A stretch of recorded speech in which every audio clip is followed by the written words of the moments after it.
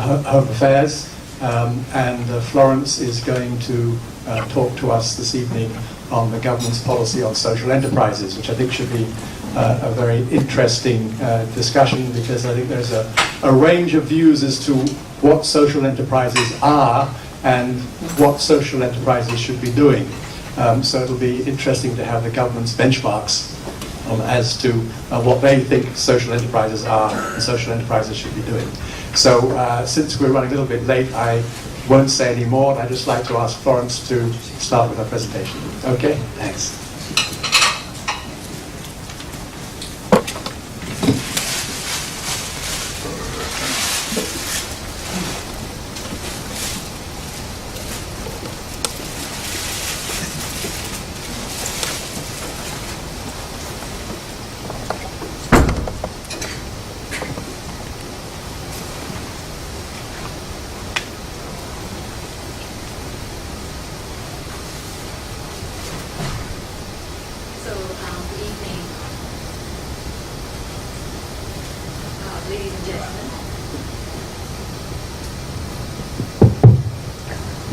It's my true delight joining all of you here to share thoughts regarding social enterprises, rather than having a serious, very serious exchange on the government's policies. What I would like to do is really to make the forum more interactive, and I will just throw a few thoughts on social enterprises, sharing some experiences from overseas, and also report to all here how's the latest development of social enterprises in Hong Kong and what challenges we are facing, plus what actions we are taking. So, but before we start that, we can, lighten up with a question first. I particularly like to ask this question to ladies in the room. What would you think that this picture represents here on the slide?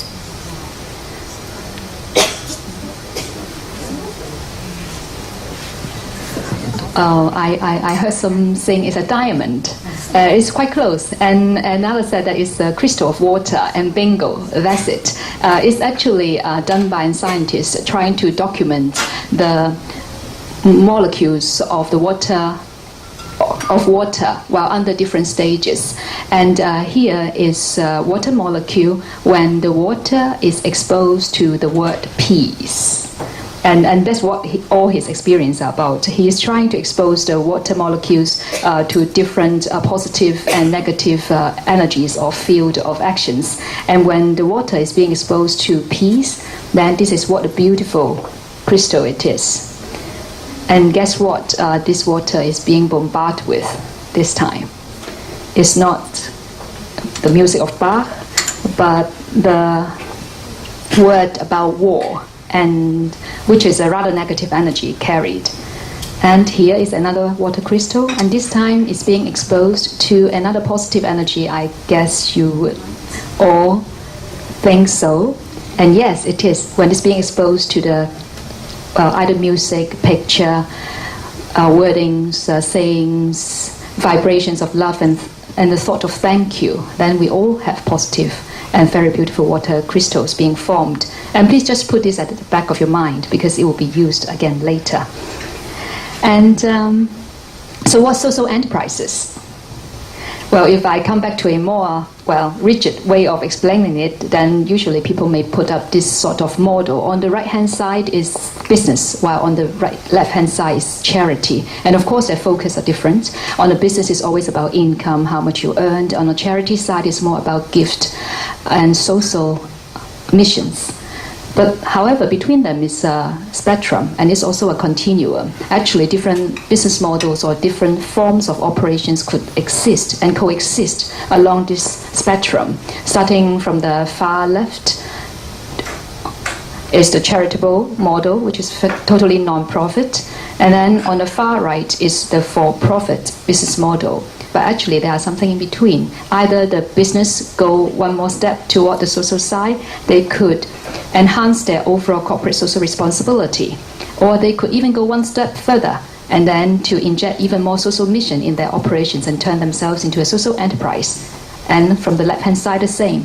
Today, we could all be a charitable organization, but after injecting more business disciplines, commercial principles into our operations, making it more effective and efficient, any charities could also be turned into social enterprise. So to us, all we would like to do is really to enhance the collaboration between both sides and also the development from either end, so that we'll have more charities being enterprising, and also with entrepreneurial actions in the charity missions that they carry. At the same time, we have more businesses that have a stronger social mission and stronger social cause and doing more social good for the society, on top of what they are already doing a lot. And actually, there are a lot of myths about social enterprises, not only in Hong Kong, but across the world. So there are some myths about, is the trend just started? Is it totally new? Is the mission mere for job creation, or it is for a broader mission and broader perspective? And are social enterprises lacking support right now? And what sort of support they are looking for? Also, do social enterprises fail easily? And why and how should one get into the business of social enterprises? All these myths about social enterprises, I'm not trying to put forth any answers, but I hope that after going through the presentation, we could all have our own answers toward these different myths, more facts and more truth in it. So talking about whether it's a new trend a lot, and that leads us back to the history of social enterprises, and I try to dig it up. After quite some research, then I dig up this finally, is that social enterprises movement actually first emerged in the 1840s in Rochdale, because back then there of course is the emerging of the industrialization, and some factories conditions were considered to be exploitative. And as a result, a workers' cooperative was set up to provide higher quality, affordable food in response to the factory conditions. And this is actually when social enterprises first start. And then in late 1990s, we see the social enterprises started to appear again in response to challenges faced by societies across the world. It is the demand for both the businesses to carry on more social missions, and at the same time, a demand for the charity bodies to really enhance the overall efficiency and effectiveness in their operations. And we see similar development in Hong Kong and also around the same time. And in mid-2000, the government started to have formal policies really supporting the development of social enterprises. But way before that, we do see social enterprises being developed in a civic society. And so what sort of social enterprises around the world? I here just quote a few, just to give you a sense of what social enterprises could be, what form they could take. This is, I guess many of us have heard of it, the Grameen Bank from Bangladesh. Grameen actually means a village in the Bengali language. So it is, well, essentially means rural banking. And what's special about this bank is that it is the only institute in the world that have received a Nobel Peace Award, a Nobel Peace Prize. And why is that?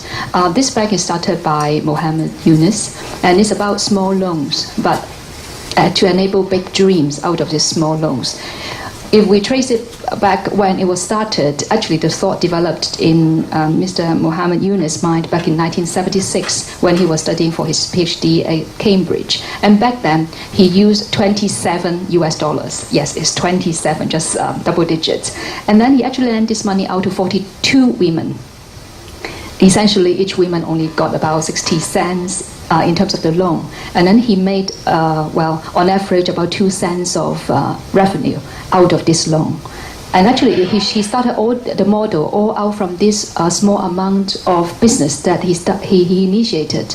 About 30 years back from now, he constructed an institute to focus on small lending in the rural areas, started from just that sum of small loan in the past. And today is already a business of over 10 billion in terms of its loan size, is lending money to 8 million borrowers, and again, 97% of them are women. It's amazing of the development, and it's all based on the principle of trust. All the small loans were made without collateral. Here we may have bankers, and bankers may not like this idea, but it's based on mutual trust. And at the same time, it's based on peer pressure, because they will form different groups, and with different groups, they will each observe each other's borrowing behavior.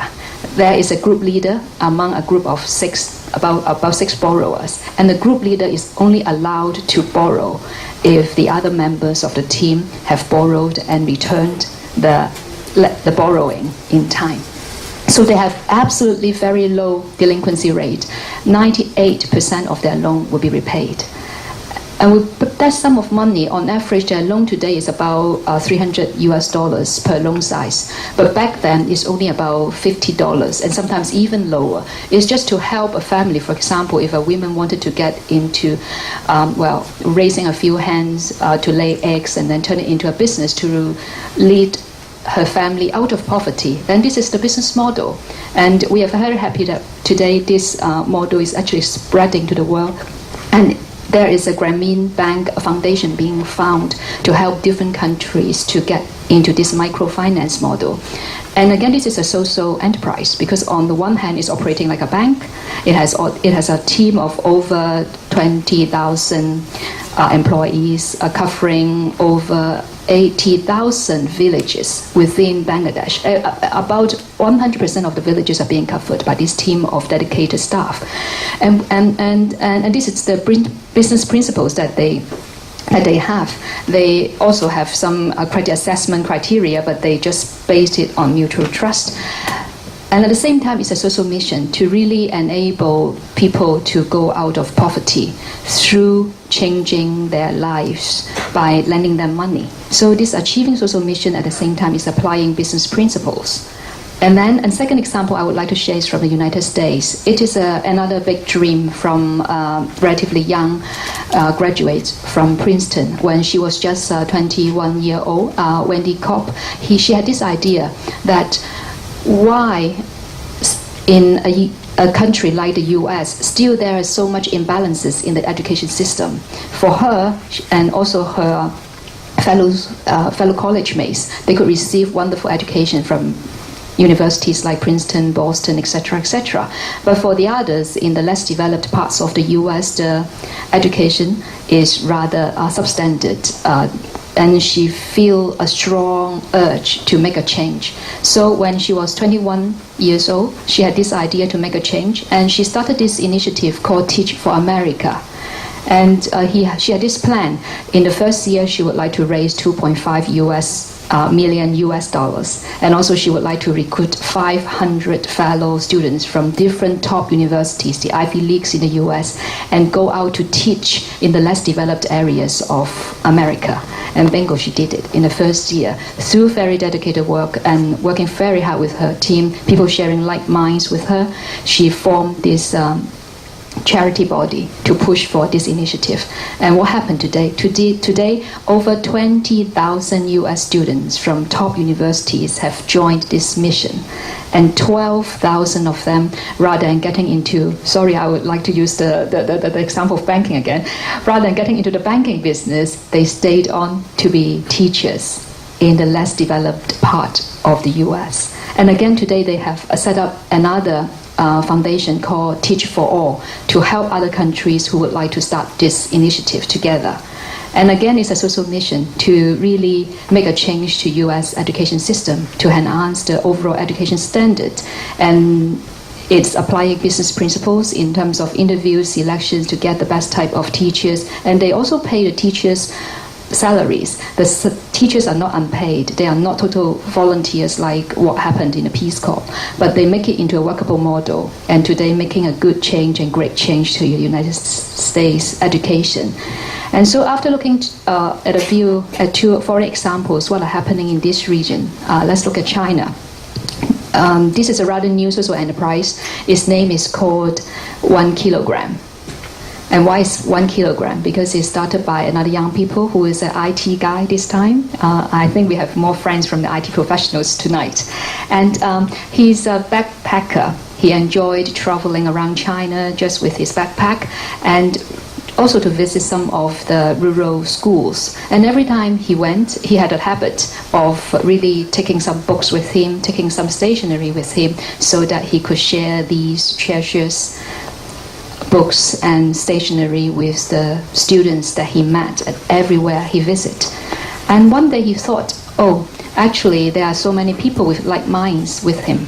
And there are so many schools in China that are still very much in need of books and stationery, and even with visits by people who could speak better foreign languages, so that they can enhance the English teaching at those schools for the schools that they visit. So with that idea, he then developed this platform to really recruit volunteers and travelers to his platform. And he helped them to design the package tours. They have connected with 400 schools in China. And every traveler, they just need to do a few things. First is to purchase a few packages. Each package is weighing about 1 kilogram from this. You can say it is a travel agency, and with those 1 kilogram weights of bags containing in it are stationery, candies, books, and they will arrange for you visits at the destination that you would like to travel. And what you have to add on top of these bags that you carry is that you will promise and make a pledge that you will play with the students at the schools that you visit. That's the only demand from this platform for the travelers. And with that, again, today is making big changes. They are having a lot of demand right now, and originally this gentleman, Mr. Yu, is doing this, is working on this platform part-time, and now starting from 2007 he's full-time on it. He quit his own job in the IT profession and now dedicated himself and also his whole team to just designing these meaningful tours and visits to schools for interested travelers. And basically he's invented a new industry. It's combining tourism together with voluntary work. So it's foreign tourism, and right now it's booming. And again, this is what's happening in China. They have a social mission to help the rural areas students to really help enhance their resources, and at the same time it's operating a business model to support it. And after looking at these examples, I would really like that you would share with me on this slide that essentially the mission for a social enterprise could be everything impossible or everything possible. What's key is in the center is social innovation. You have a social mission, and then you are innovative in the means to deliver the achievement of this social mission. And at the same time, it could be about microcredit, it could be about community wind farms, it could be about consumer cooperatives, it could be about eco-cities or slow food, zero-carbon housing. These are all different social challenges faced by cities and countries across the world, and we could use social enterprises to help together work on a solution to really help to alleviate all these challenges. And so in itself, I would like to quote, use a quote by Mother Teresa, is that we can do no great things but things with great love. I think behind every social enterprises, there is this great love that they would like to make a change to the social challenges that they see, and they would like to utilize the means of the commercial principles to resolve those, because they believe that there is efficiency and effectiveness in those means. And if we look back into Hong Kong, then how are we doing in terms of social enterprises development? Would like to share is that right now, after the formal policies back in 2006, today we have over 360 in terms of number of social enterprises in Hong Kong.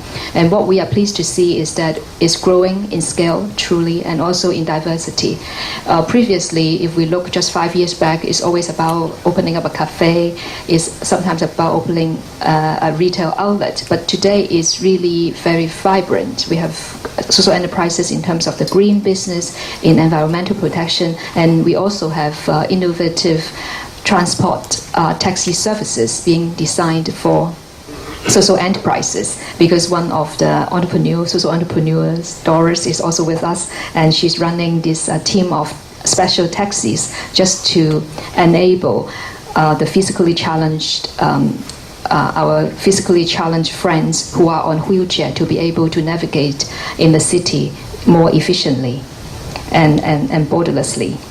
And with that, among all these 360 plus in terms of social enterprises, about 130 plus are supported by the Enhancing Self-Reliance through District Partnership Program under under our bureau. And today our bureau, in terms of the total injection, is about 300 million Hong Kong dollars in this fund. We have spent about 2/3 of it, and we would be more than happy to really invest in more social enterprises in Hong Kong. And what we are also happy to see is that besides the government funding, we also see very positive trends in terms of increasing private investments in this field. And what sort of funding channels right now that we have in the social enterprises? The government funding I just mentioned is one of the funds under the Home Affairs Bureau, but actually there are 3 other funds also available for social enterprises to apply for. One is under Social Welfare Department. It is enhancing employment of people with disabilities through small enterprise projects. This is to encourage really companies to recruit more friends with disabilities. And again, many of our social enterprises, they have a social mission to not only provide the socially and physically challenged individuals with jobs, but also really is to design services and design products that could enable their lives to be enriched and lived a more convenient life. The third funding is under the Labour and Welfare Bureau, is Community Investment and Infusion Fund. For this fund, it has a matching element. So if social enterprises, they are able to get some private funding, and this would be a fund that one could consider to see whether we would be able to provide additional resources on top of the private funding. And another one that's less known is actually under the Development Bureau. They have a revitalizing historic buildings through partnership scheme, and this is really to encourage people to adopt some historic buildings in Hong Kong and run some social enterprise initiatives using that historic building. For this, we are providing funding for the refurbishment in terms of capital works, and also at the same time an initial funding capped at about $5 million for that social enterprises that's to be run within that historic building. So it's basically combining both capital and also the operation funding. At the same time, we are pleased to see banks are now really chipping in. We have DBS Social Enterprise Advancement Grant. This is not going to, this is not counted as any marketing for them, but they do have developed a grant that's to provide social enterprise with investment fundings. And it's just launched at the beginning of this year. And of course, banks would usually also support social enterprises in terms of bank loans. And we have examples of social enterprises in Hong Kong successfully applied loans from banks because they basically could fit the criteria as an SME in terms of their credit assessment process. At the same time, the private funding are also growing up. These I have quoted a few foundations like the Social Venture Hong Kong, SCO Foundation, Asian Venture Philanthropy Network, which would provide information on about 30 members in Hong Kong who are interested in impact investments in the region. And also Seoul Asia Foundation, plus many others private funds that may not have been listed here. And with all these investment backings, what type of social enterprises we are having in Hong Kong right now? Again, it's always best to use examples to illustrate what type of diversity that we have within this domain right now. This is a vegetarian restaurant supported by our funding for the first 2 years. And what you could see would be a few staff, they are in green T-shirts. And they have other staff in a different kind of T-shirt, which is in a yellow T-shirt, just sitting towards the left of the 3 members in green. The differentiation is that for the staff wearing green T-shirt, they have hearing challenges, they are audially challenged, but still they are able to deliver wonderful services at this restaurant. It's because this restaurant is able to really build on the strengths that they have, because this mission of this enterprise is really to draw out the strengths of the audially challenged friends, because first of all they have really, really friendly smiles. It's just like angel smiles. When you enter the restaurant, you could feel the warmth and welcome of this team. And secondly, because I think God will always compensate for what we may have been challenged, is that because their audio side is weaker, but their sense of taste actually much better than we ordinary people. So, and at the same time, they really put their heart into the food that they cook. So the sauces that they deliver onto your table is wonderful. And with the good food, the friendly services, bingo. Within 12 months, this enterprise have achieved beyond their business plan submitted to our fund. And we are very happy to support them continuously, but actually they do not need continuous support from the government, and is now relying on their own funding, and they are going to open another shop pretty soon. So it's again social mission plus business efficiency. And this is another social enterprise. It's taxi services run by Doris here. And the name of this enterprise is Diamond Cap. Perhaps if Doris will allow me to share her personal stories. Because Doris' mom was physically challenged and need to be bounded by the wheelchair for a certain period during the time that she was ill. And during this period, Doris really personally felt and touched by how sometimes it may be difficult to get efficient transport services for our friends on wheelchair. And as a result, she worked with a taxi company in Hong Kong and import this type of taxi from Japan. What's special about this taxi is that it's opening at the back, and the whole wheelchair can be moved in and locked on the floor of the taxi.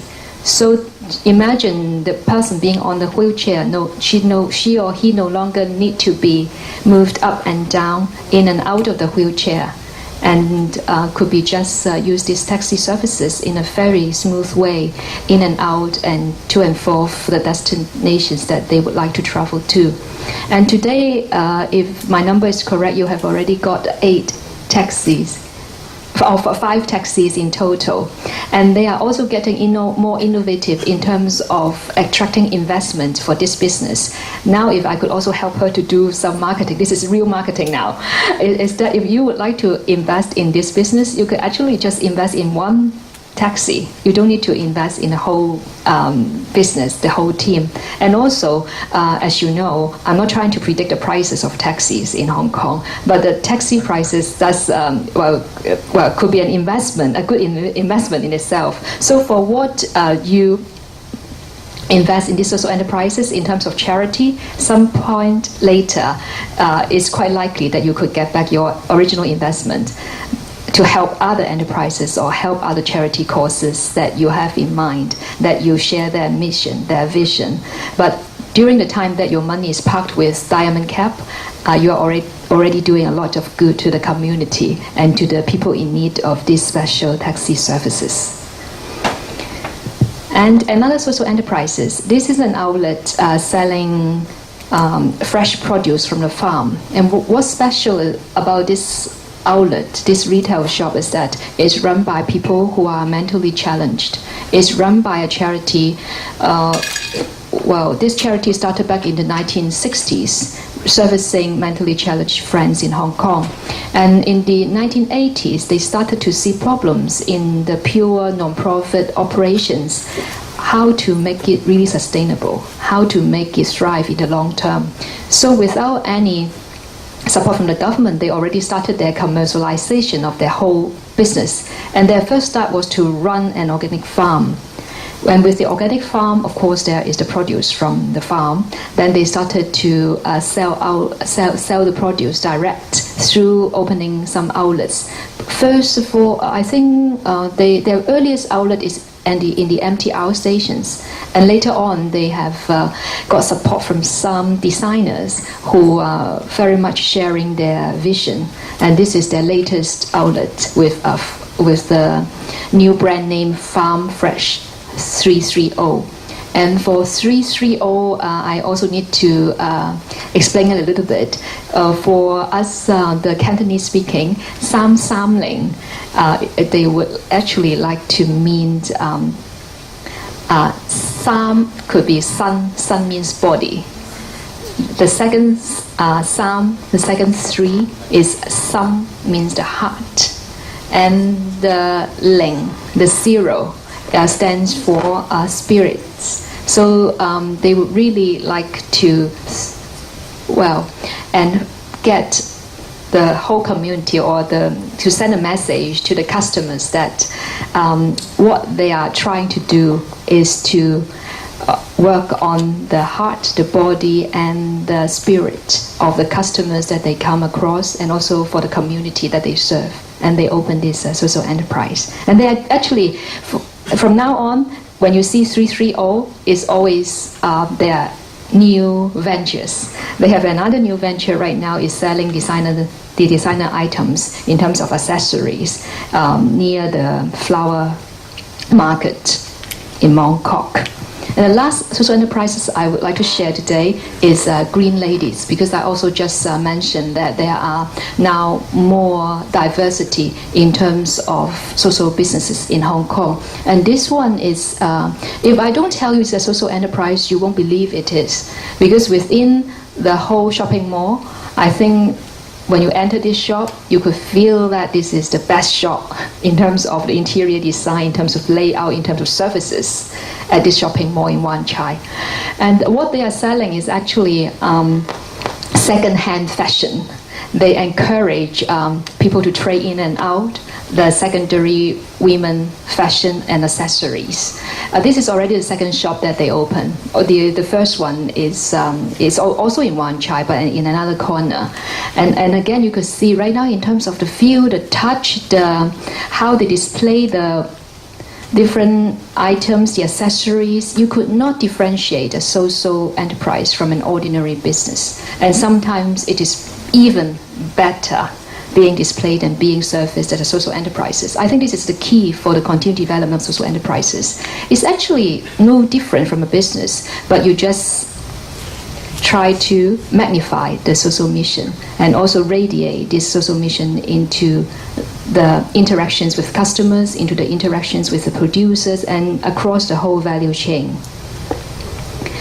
So with that in mind, then what are the challenges and what actions that we are taking to help further the development of social enterprises in Hong Kong? On the left-hand side, I try to put down the key challenges. And as you see, I deliberately put funding at the bottom of it, although many people always talk about funding. But actually funding is increasingly less a problem.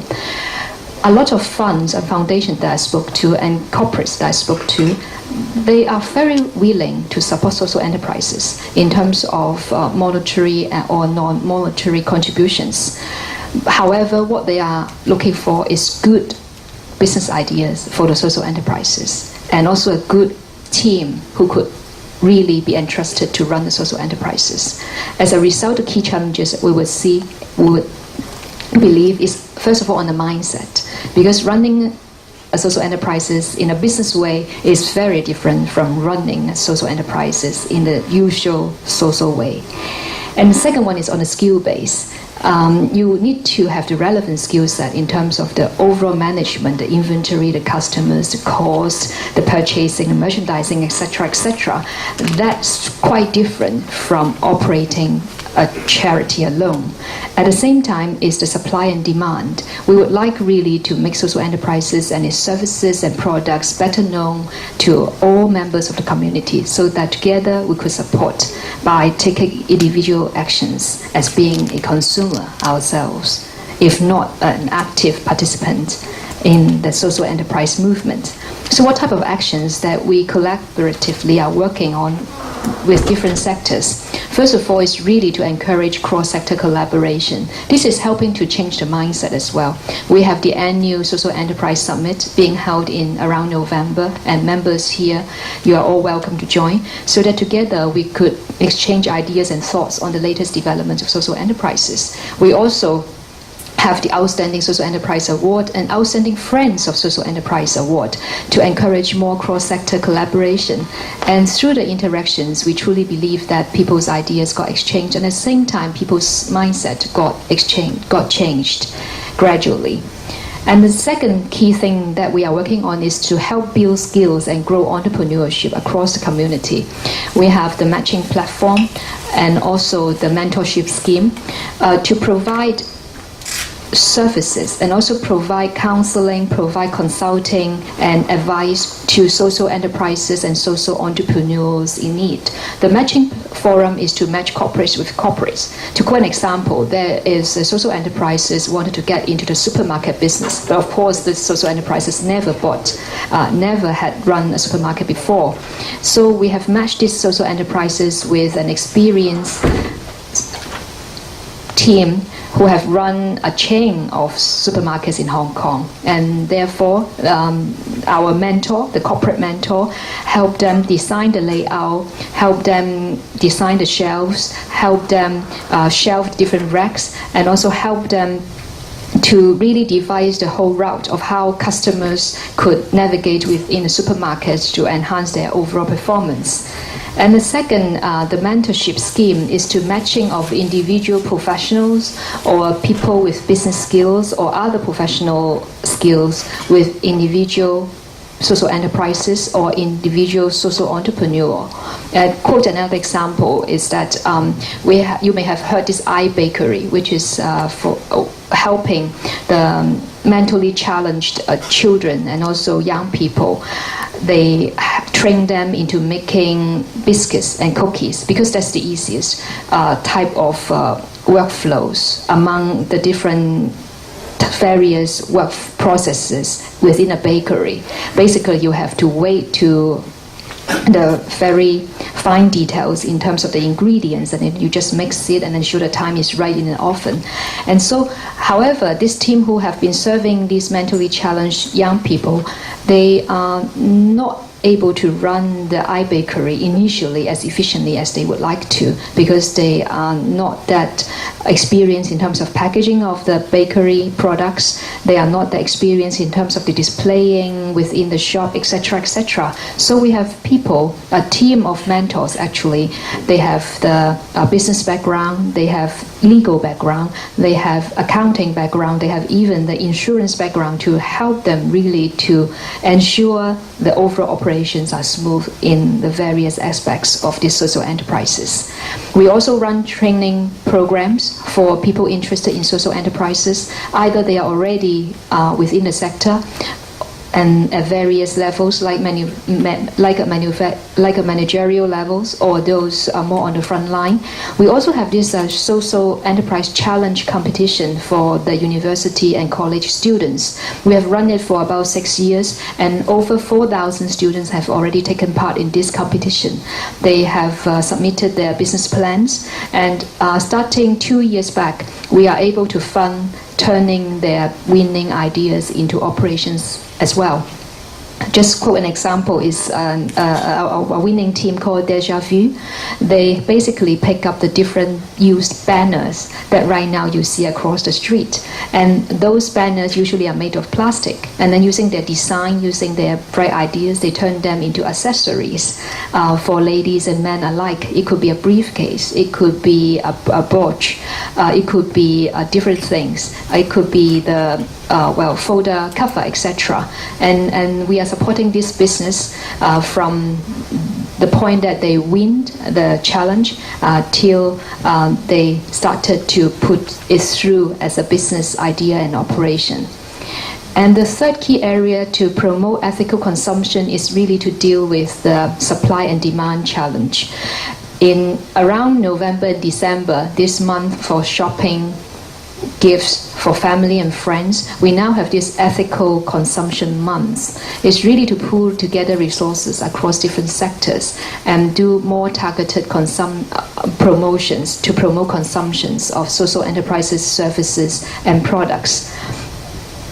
This dedicated team who are in charge of the Ethical Consumption Month, they face-to-face spoke to over 30,000 people over the month of November last year, is to share with them the idea of social enterprises, share of them the benefit of using social enterprises goods and services. So with all these happening right now in the community, and of course we also run trade fairs, district market fairs, and also do a lot of targeted promotions.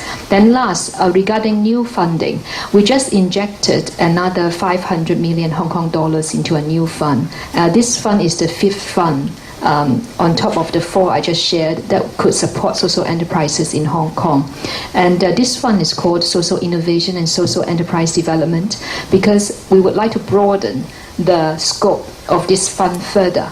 Besides just running a social enterprise, we would considering how we could encourage more bright ideas that could bring forth social innovation, and hence the name of this fund.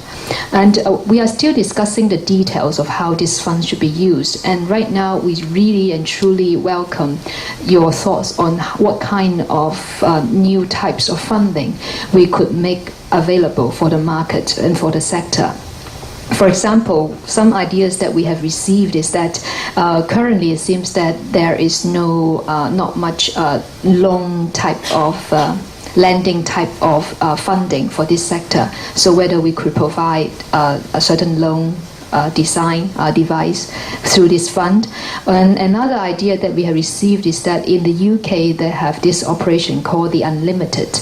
Unlimited manage some funding from their Millennium Lottery Fund. And with that, every year they are rewarding about 30 to 50, sometimes more, individuals who have bright ideas in terms of social enterprises. And those social ideas may not be operationable, but they would really like to reward good ideas. So they are granting out funds, tiered into different levels, with the lowest level just about £500, just to reward good ideas. And with the more mature ideas, they would reward it with a bigger amount of sum, just to encourage the individuals or the teams to carry forth the idea. And so all these we are right now considering them seriously and doing more research to see what type of funding channels we could add to the existing ones later. And as we just go through the presentation till now, I think we could all feel a very strong sense that we have really to work out with various sectors to collaborate to make social enterprises work. The business sector, the NGOs, the government, because we truly can't fly with just one wing. And we also need to start with self. And I sometimes also reflect how individuals could really contribute to this movement more. And one day I picked up a book and read about this from an Anglican bishop back in the 11th century. And I think this helped me to find out the answer, is that if I could share and read it together with you, is that when I was young and free and my imagination had no limits, I dreamed of changing the world. As I grew older and wiser, I discovered the world would not change. So I shortened my size somewhat and decided to change only my country. But it too seemed immovable.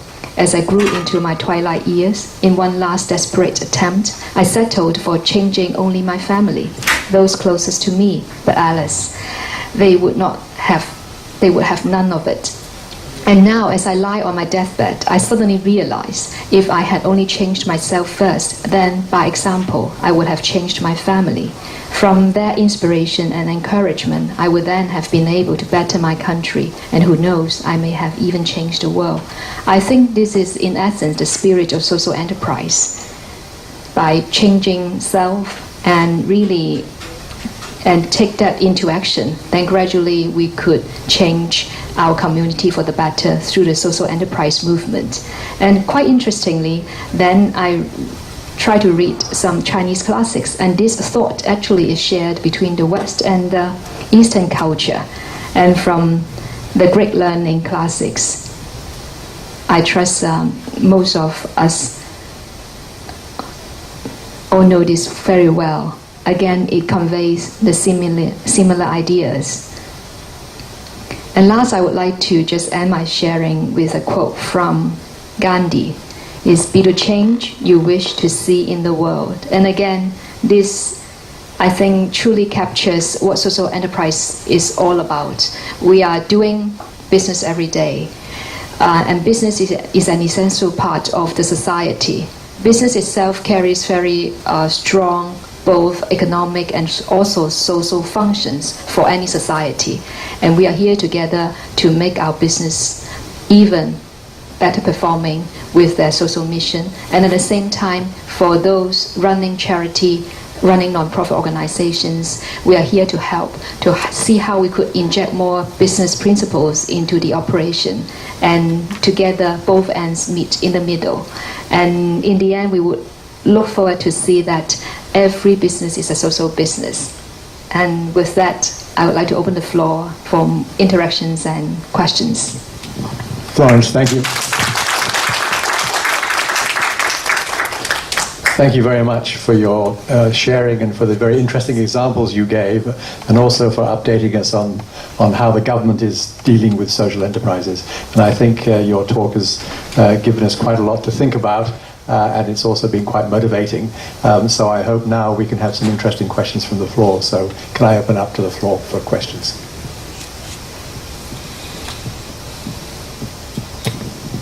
Hey, good evening. My name is Thomas Young, and I would like to share my views and ask a question to Mrs. Florence Hui.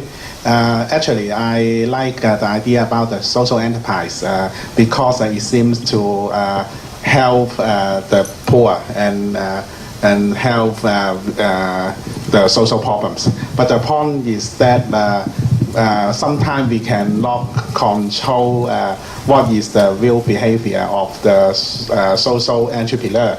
Maybe some entrepreneur may do something for their own interest, and they pretend to be a good guy. So we call this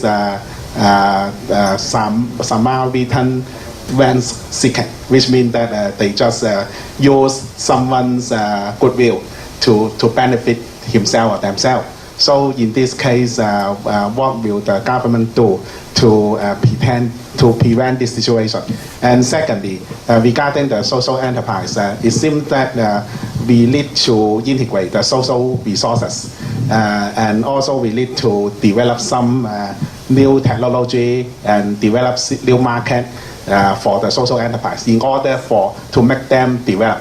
But the point is that in Hong Kong is highly capitalized. Is because Hong Kong is famous for capitalism. So in this case, will in the near future, the government will make some policy specially designed for the social enterprise and any others funding for the social enterprise. This is my question. Thank you.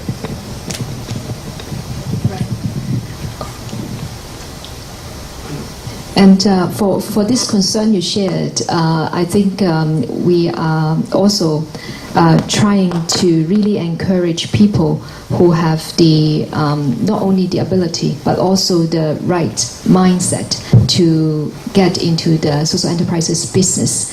And of course, we need to have very careful monitoring about the applicants, and also during the time that this social enterprises is being put into action, we will have constant monitoring and regular reviews of the performance to ensure that the public grants and public funding is being put into good use. And we have a very strong advisory committee on the approval of various business plans submitted to us as social enterprises. We have people from the academia, we have people with very, very strong social business background and also commercial business background, and they really complement each other to able to differentiate which business plan will be doable. And I think in the end it's really people that matter, and they have to carry out very long interviews with the management team and the individuals who have submitted the plans to ensure that they could be well trusted with the public funding to deliver the social enterprises mission.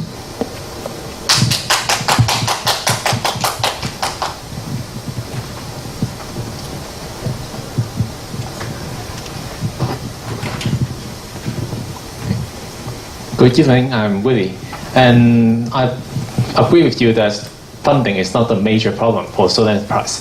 But according to my experience, what we are facing the most difficulty is about how the public viewing about the social enterprise. Because we have been running a design firm, we recruit the people with hearing problems, and what we are facing is that when we are quoting for some projects, for especially design projects, but the commercial people will say, because you're using the deaf people, and therefore I believe your quote will be lower than other design firm.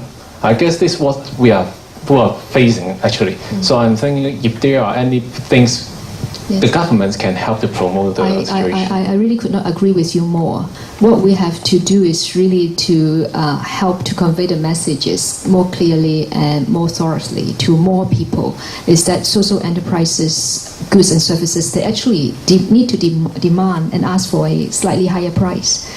Well, the reason is that, first of all, they are delivering up to standard, if not beyond the standard, in terms of the quality of the goods and services and in terms of design. And at the same time, because this enterprise need to carry the social cost with it. So in terms of the overall costing, besides the design cost, the manufacturing cost, the every cost that's normal to other SMEs, products and services, we have this additional social cost that we need to bear. And this is what we have been trying to really advocate during the ethical consumption months in every November till December. And we started this initiative only as a week, about 3 years back. But right now we have extended it to a month. And gradually, of course, we would like to extend it even further so that we have more joint effort in our collaborative marketing and promotion to the public. And the public would then understand and appreciate better why social enterprises products should not be asking for a lower price and why they deserve a higher price because of all the good causes that they carry.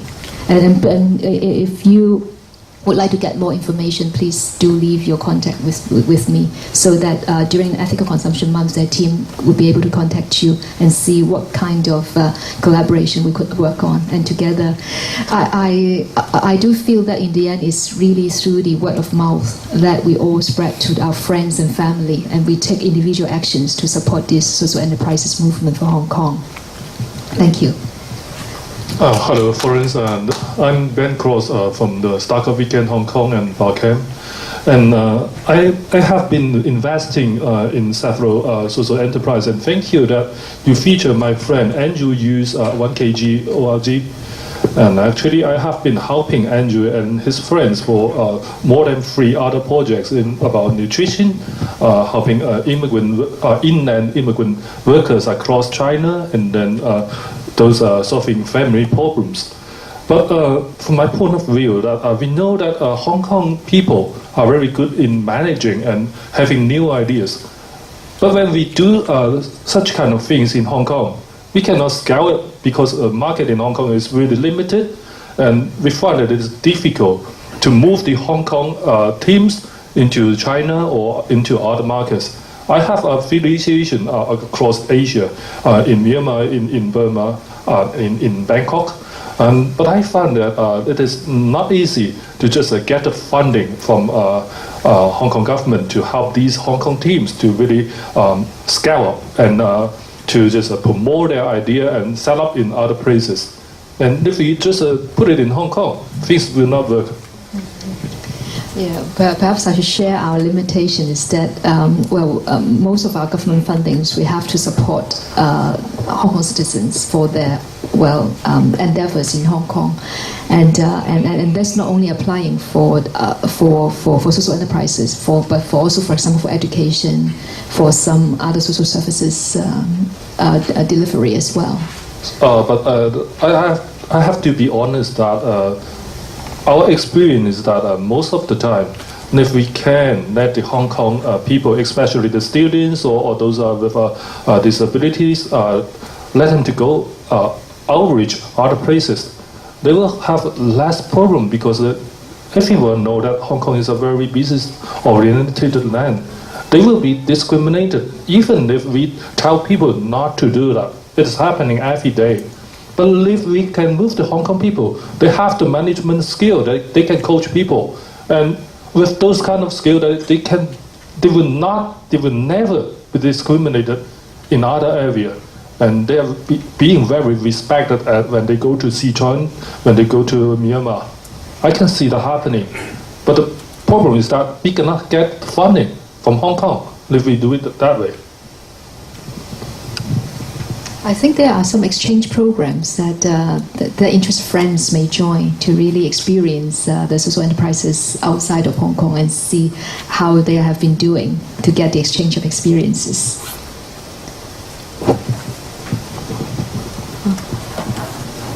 very much, Florence. Right, I'm Anna, and I'm engaged in healthcare management, social enterprises business. And I'm very much interested in joining the mentoring scheme because... Wonderful. Thank you. Because I'm a pharmacist. All my Right. team are physiotherapists, all sort of therapists and nurses, but we have no managerial skills. Also, please.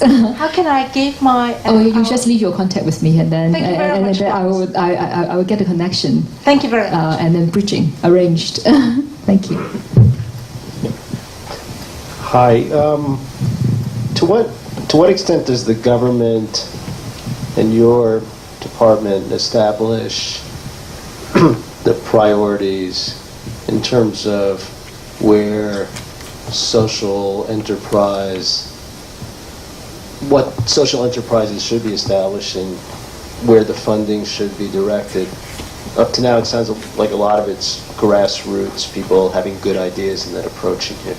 But does the government have a policy about how to direct that? I mean, obviously we hear about all the social problems in Hong Kong, and in many cases, the failure of the government to act. Does your group help to intermediate that? Do you establish a strategy for where you would like to see social enterprises, or do you just wait for people to dream something up? Of course, on some common challenges that we've all faced, for example, right now in terms of housing, particularly housing for the youth, there would be some youth hostels being developed, and the social enterprises model is being used for that priority. And secondly, if I may share, in terms of the local development of local businesses, particularly in terms of the markets, there is also the development of social enterprises as a means to support the opening up of markets, to enable the small shops, the small businessmen to have a more active and vibrant business for them within the community. Well, you have asked a question about the grassroots, but I think that's the essence of social enterprise in itself, is to use really innovative means by individuals who are very much familiar with the social problems that they feel associated with. Just like the example of Doris, if it's not because of her family and not her mother have that experience, she would not have really opened up this shop. And even for Grameen Bank, it's because of the personal experience of poverty that Mohammed Yunus himself experienced, that this idea is turned into the successful model right now. Let me suggest, and allow me one follow-up, that in Hong Kong, where so much of the activity revolves around finance, much of which is populated by expatriates who come in, they may want to contribute, but don't have that local feel necessarily. It may be helpful for the government somehow to educate those poor, ignorant bankers about how they could contribute. I mean, many firms, many of the big banks, for example, have community outreach initiatives.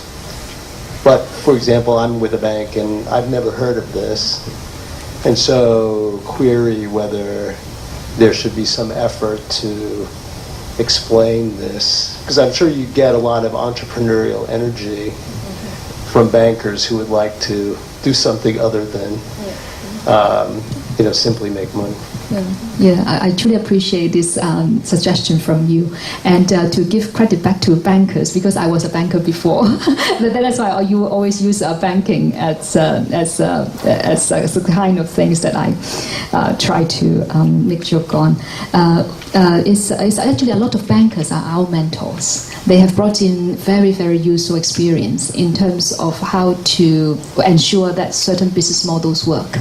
And also they bring you treacherous connections and network into a social business to really make it thrive. And we very much look forward to more collaboration. And if there are opportunities that we could go to banks and really share more about the latest development, we will be more than happy to. And my name is Mary. I'm bit of a gadfly. I do, poke around in environmental, cultural, saving heritage and what have you.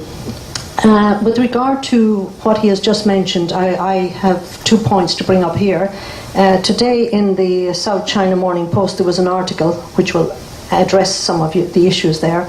Bankers ride boom in social enterprises. I don't know if you read it.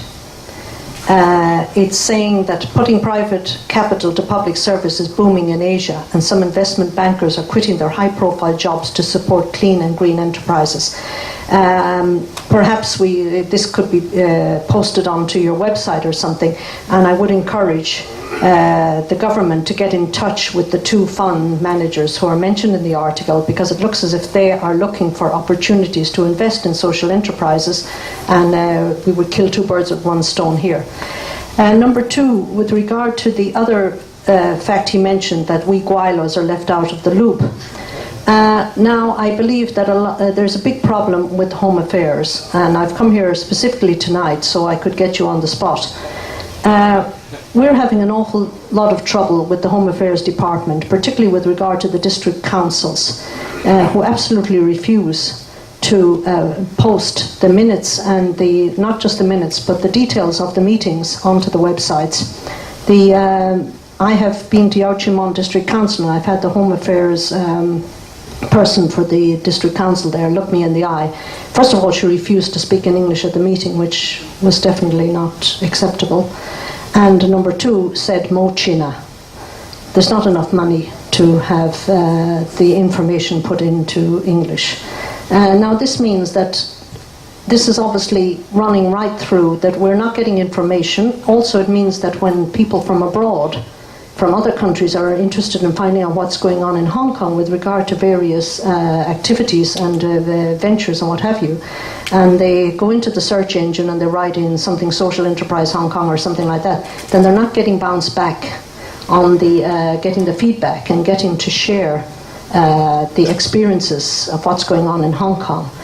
And as you're here tonight presenting this in excellent English, the government keeps talking about promoting bilingualism and what have you, and yet we're getting this strong resistance from the Home Affairs, which seems to have gone very nationalistic and seems to think the only way forward is to do everything in Chinese to show how patriotic we are, when this is actually bringing us down and not allowing people to reach their full potential. So I hope that you will go back to your department and ask them to be a little bit more, to wake up and to realize that the only way Hong Kong can get forward is by promoting bilingualism and trilingualism, and by incorporating everybody in the community and not excluding us, particularly in view of the fact that a lot of the Guailos, we pay more taxes than anybody else per head, and we have a lot of knowledge and professionalism, and we can help out in a lot of ways if we're included in the loop. Thank you. Yeah, thanks for the feedback. And regarding to the 2 bankers, actually we have been trying to speak to quite a lot of bankers to get their support to various social enterprises projects. And as you just shared, as in the article, a lot of them, they are willing to assist and support. But the key is on what are the good ideas. They are looking for good business ideas, and this is what we are lacking, and this is what we would like to get from the community. We are very open about what type of social enterprises in terms of the direction. It could be regarding housing, it could be regarding culture, it could be regarding heritage, it could be taxi services, it could be restaurants, etc., etc. I think diversity and vibrancy is the key, but we do need to have people who not only have the business ideas, but also have the operational skills that could be entrusted by bankers to carry it through. And now we are trying to build this up by, for example, starting with the university students to encourage them to get into the business planning, and then by matching those with ideas with mentors, not only individual mentors or professional mentors, but also corporates as mentors. And for some enterprises, we even match them with say, key developers to see if there are some non-monetary support in terms of cheaper spaces, in terms of cross-training that they could provide. So if there are friends who would like to get into the business sector community, well, be it English-speaking, be it Chinese-speaking, or even other language-speaking, we are more than welcome them. The key is, I think, is really through collaboration that we could take this forward. And I'm totally with you that internationalism is what's important for Hong Kong, and I'm happy to report that if you search Social Enterprises Hong Kong in English, we will have lots of materials from the governments available to be shared with the community. Thank you. Yes. Good evening. Good evening, my Miss Hui. I love you so much, and I know you are here tonight. And my name is Jenny Chan. I'm the founding vice chairman of the Love China Hong Kong Alliances. I'm here today with my and also our chairman, Mr. Thomas Young. He just asked you some of the questions regarding some people. You need to set up some of the policy to make sure your money go to the right people. They need the money, but not some people. If they already have got money, but they try to use some of the maybe to misuse your money to the another place. So I'm here today. I just want first. I find you are so great because you attend. You are fabulous. I tell you, you are fabulous present because you attend a lot of meetings for a lot of the community. From all the newspaper in your past month, after our governor, Mr. Siwalan, just become the governor at the July 3rd, and then you attend a lot of community meetings and everywhere. You attend you really a very great person in this in carrying out all of your policy to help a lot of the social people in the social enterprise, to help the government to implement a lot of policy. And I think you did a very great job for your government, really. So I'm so glad Mr. Lan, our super governor, to have you to help him in his government team. You're really great and super present lady. Here tonight, I think you made a good job, and you did the best to help the community, to help everybody. And I just I'm so glad here tonight, and also want to share some of the view because I heard some people they tell me that if you really ever consider about the child care center. Because some people say nowadays why the people they use a lot of servants, because some of the ladies, if they go out to work for their family to earn some money, but they need to employ some servant. But how about if they have the child? So if I don't know whether I'm thinking that our governor should. So I already have some of the care center set maybe before. So here tonight I want to ask you, because I didn't follow this issue very much. So I hope if you can give me some of the answer about this. But I already know that you did a great job for the government already. So you are already very super, and then. So thank you so much. If you can tell me something regarding the child care center for some of the people, among the lady, they go out to work after they marry, they got the child. So if the government they can set up some of the child care center to help them, not only if they want to employ some of the servants to take care of the child, but if they don't have the money to employ the servant. So if the government, because I know our governor, Mr. Siwalan, he has a lot of great luck to take care of this kind of stuff. Like nowadays, the people that ask the show for benefit from the government. Okay, so if you can tell me something regarding this issue. Thank you so much. Okay, thank you for your question. On childcare, I think I do believe there is potential in these services to be run as a social enterprise for the community.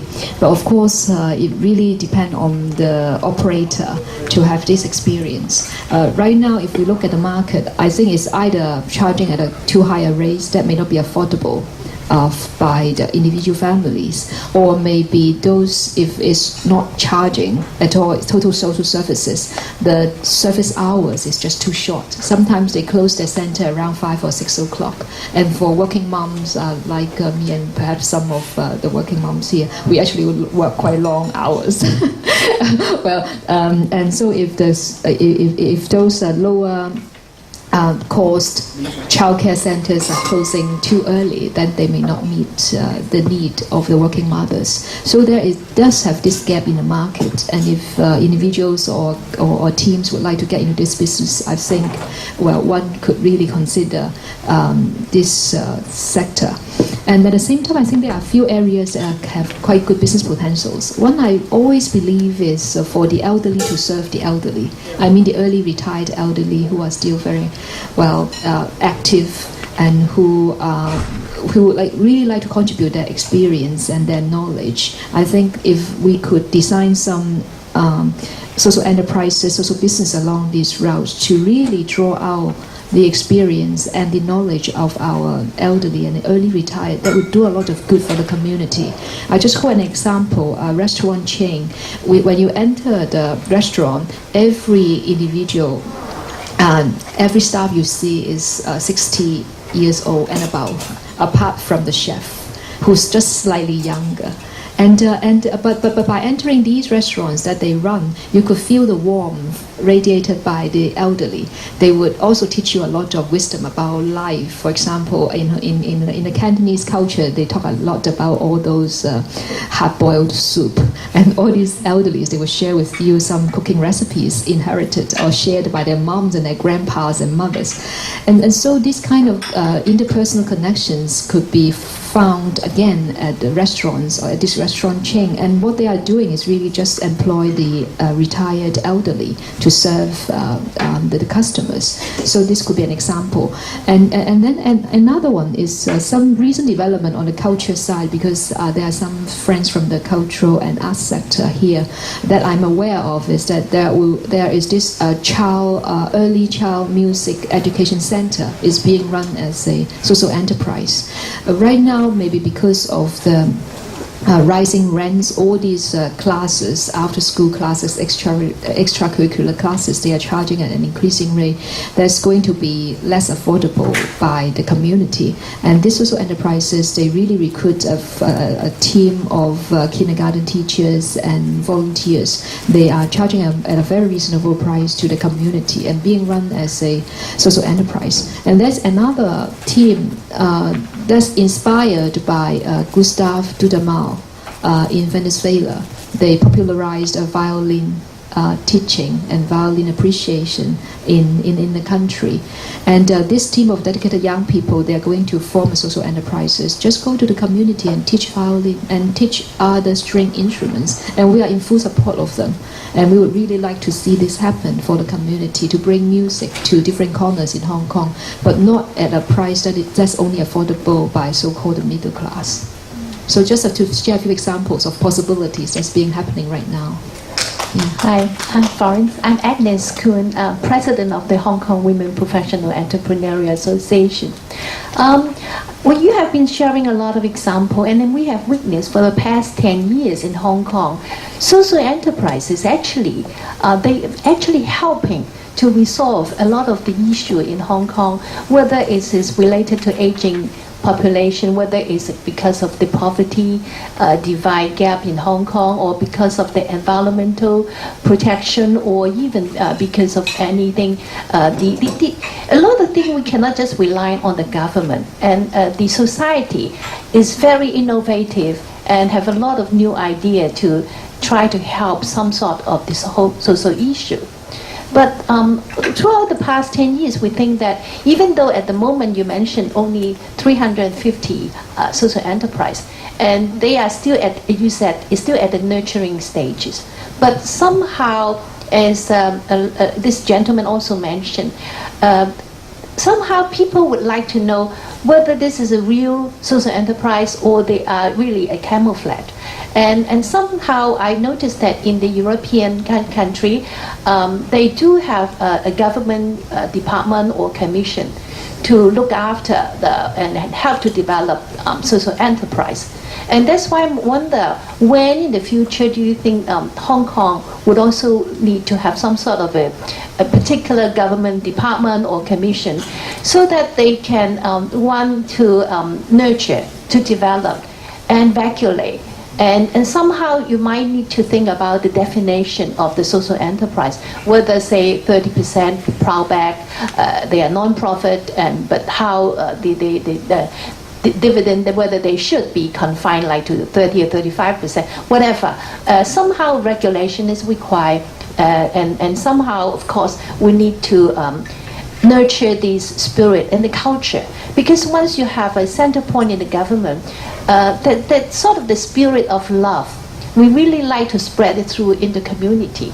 Because it's only through love that you can help each other. This is something we like to see in the future. Thank you. Yeah, thanks for your sharing. Yes, that's also a direction that we would like to see as we go further in terms of overall development for social enterprises in Hong Kong. We deliberately did not provide any particular definition to confine the development, because that's also what other countries, most of them, experienced.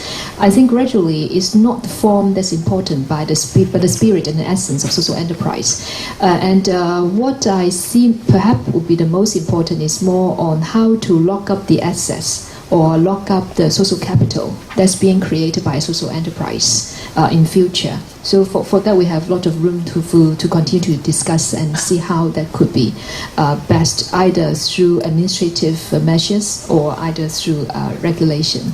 Because administrative measures, they would have the merits of being more flexible and at the same time at a lower administrative cost. If everything is going through the regulatory route, then that may enhance the overall monitoring cost in it.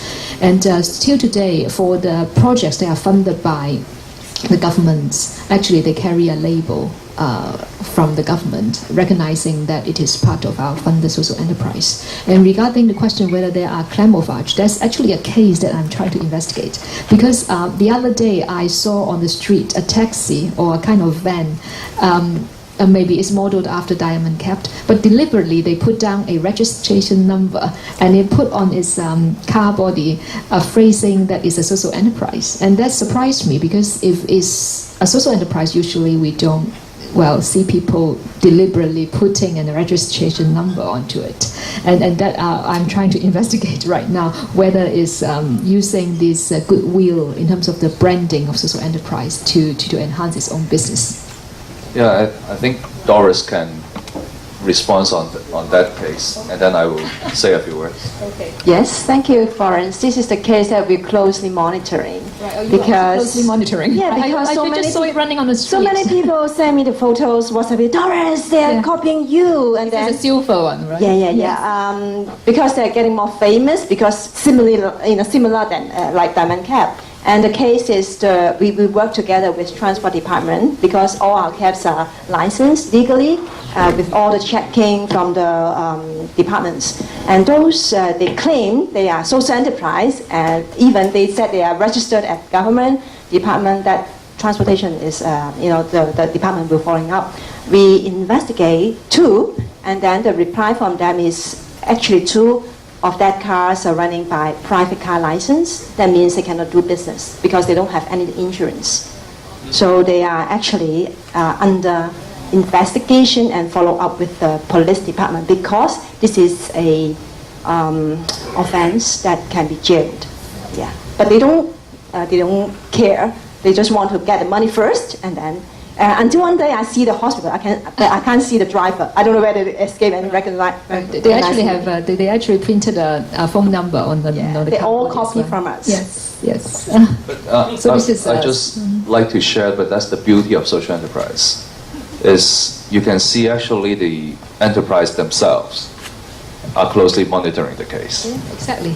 And I think that's the market mechanism at work right now, beautifully, even in social enterprise. And I think that's what makes social enterprise so attractive, is that where others see problems and complaints, social entrepreneurs see actions. And I think that's a very important spirit, because if we really believe in market capitalism in Hong Kong, then there should be a market for social enterprise. Even if you see that the district council is not providing English translation, then maybe there's an opportunity for social enterprise to provide affordable translation services for district council with all the network and all that. Now that the government have subsidy, I mean, that there may be a market niche to provide affordable English translation services to help university students to speak English better. I think that's a great. I think we should share this idea with university and see if they can come up with a social enterprise to do that. I mean, but that's the spirit of social entrepreneurs. And on the point about the banks, and I think a lot of investment banks actually are talking to Social Ventures Hong Kong and Florence and the Social Enterprise Summit. And I think I'm not sure whether we should divide it a specific sector, call it social enterprise sector, because I think the last sentence Florence has said tonight really touches me. And we wish all the enterprise to be socially conscious. We want all enterprise to become social enterprise, especially if you consider that any banks or any enterprises, whatever they have done, they will have sort of some kind of social impact. Some of them negative, some of them positive. So for social enterprise, they have a net social impact of positive. That's how I see it. But if all enterprises can somehow learn from social enterprises, they can move towards to have net positive social impact. That's how I see it. And last but not least, I think besides that, Florence is very lovely. I think everybody in this room is very lovely too. Thank you.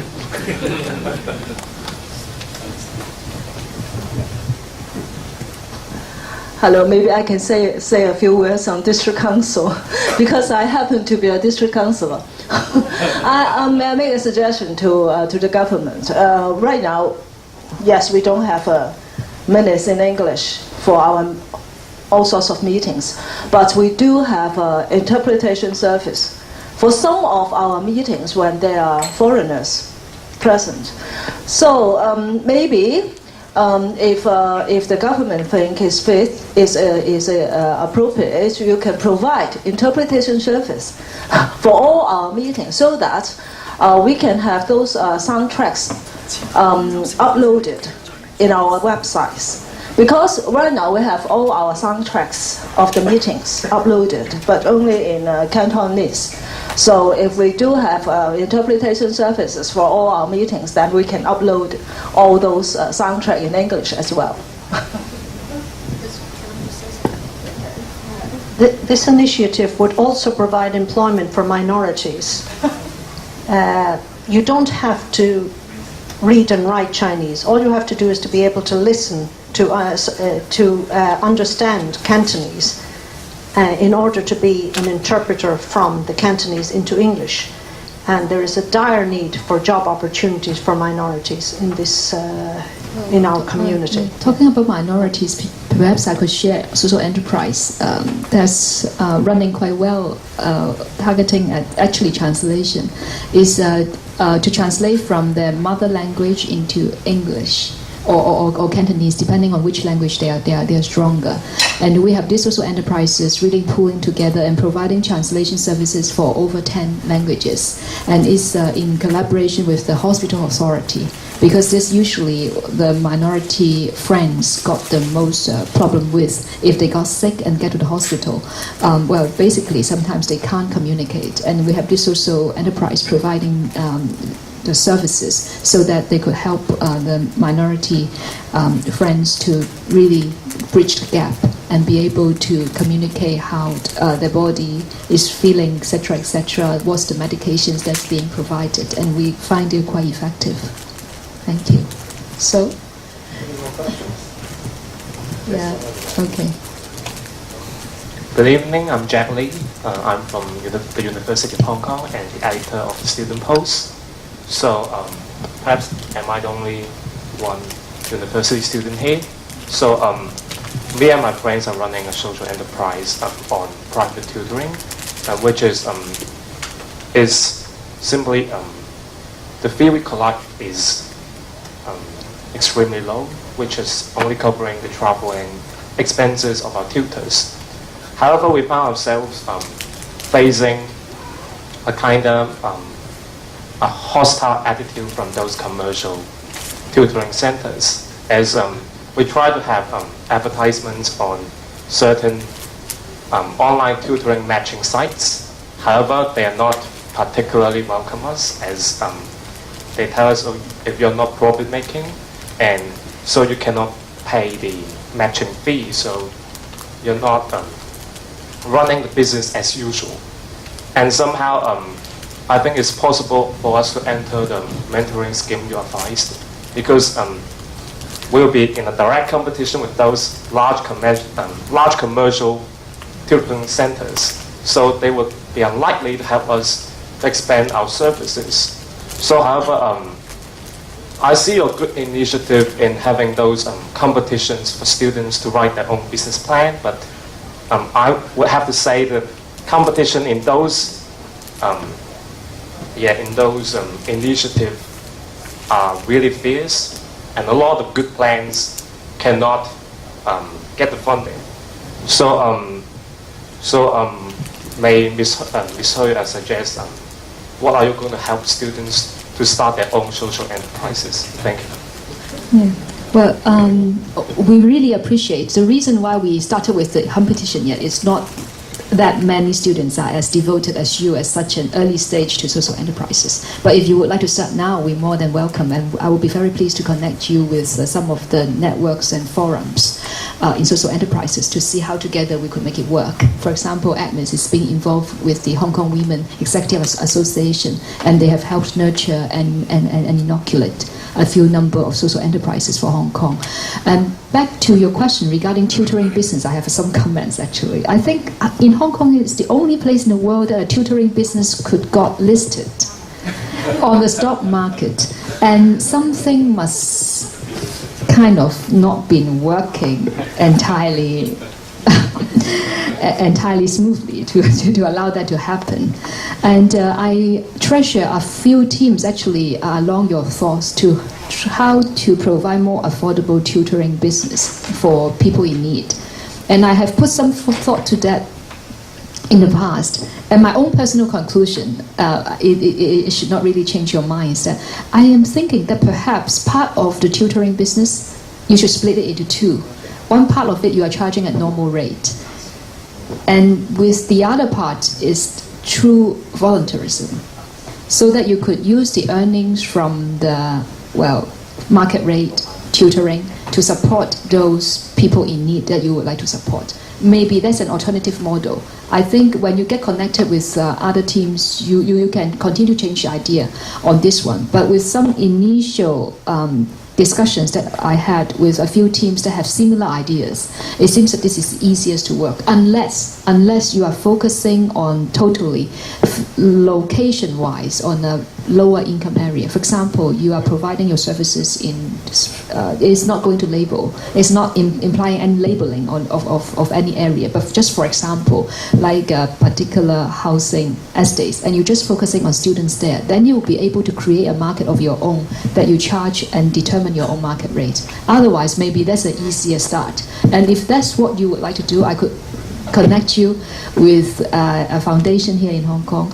They are providing free tutoring to people in need. And right now they have 700 students, and I think around 800 or 900 volunteering teachers to do that. And you could partner them with the other arm of it.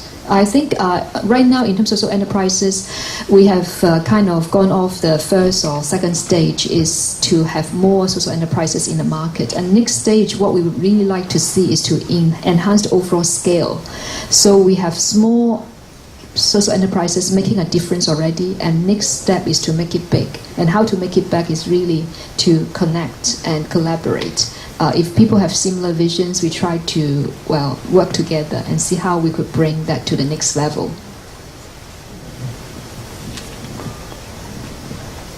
Okay, if there are no more questions, I'll ask the last question then, and that is, Florence, is it the government's objective in its funding for social enterprises that it should be helping social enterprises to become self-sustaining, at least?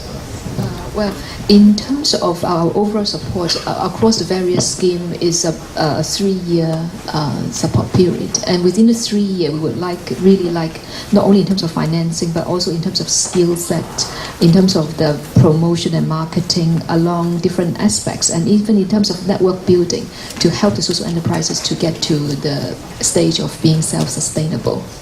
Okay. Thank you. Thanks. Well, just one final comment, particularly on what you said about the elderly. Since I'm well into that bracket now, I very much appreciated what you said about the elderly, and I hope that you can help change the government's mindset of this, because the government seems to think that the elderly are a problem. Actually, the elderly... It's an opportunity, it's a big the elderly are the solution to They their are the problem. solutions, Yes, exactly. yes. I totally agree. And the first person you should be talking to is John Chung, because he definitely thinks the elderly are a problem. We are solutions. Good. Thank you. Anyway, Florence, thank you very much. I think it's been a very valuable experience.